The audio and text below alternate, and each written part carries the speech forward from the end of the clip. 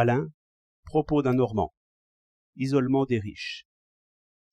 Cet assassinat dans un wagon me donne occasion, une fois de plus, de plaindre les riches. À mesure qu'ils s'enrichissent, ils s'isolent de toutes les manières. Ils veulent un parc enclos de murs, afin de chasser les visages humains. Or, le mur écarte réellement tout le monde, à l'exception des bandits.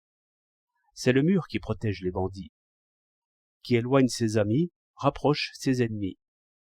Il est connu que la guerre mêle de nouveau les classes et réalise tout d'un coup l'égalité.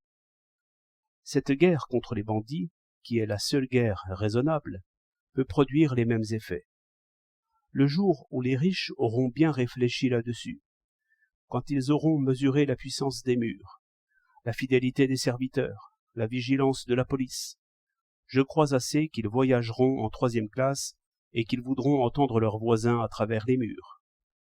De là d'autres changements peut-être, car l'excès de richesse n'est possible que par l'isolement des riches. La société est essentiellement un voisinage, disons une promiscuité. De là naissent 1000 vertus, et tout le bonheur humain possible. La vie en commun occupe et réchauffe. On porte, il est vrai, 1000 peines, mais on reçoit 1000 joies aussi. On vit hors de soi. C'est un peu comme au théâtre, et mieux. Chacun est spectateur en même temps qu'il est acteur.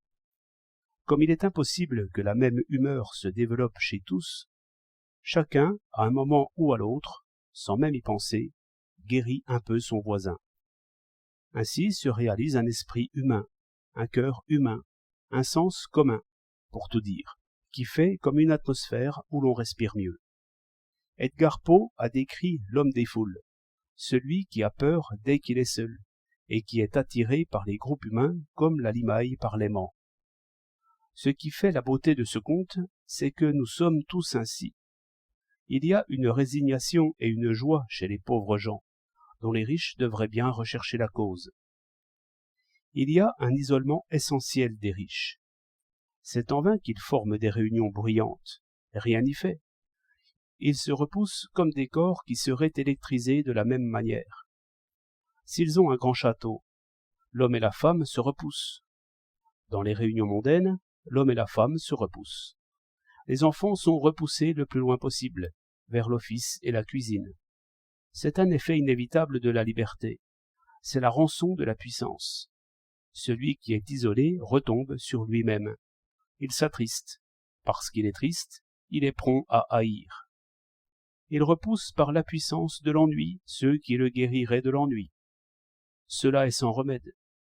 Voilà un cœur fermé et une intelligence bouchée, de l'avarice, de la misanthropie, de l'asphyxie morale. Aussi on peut souhaiter qu'une grande peur, seul remède aux autres passions, rejette les riches à la condition commune. Ils y gagneraient, mais leur plus grand malheur est qu'ils n'en savent rien. 9 janvier 1910.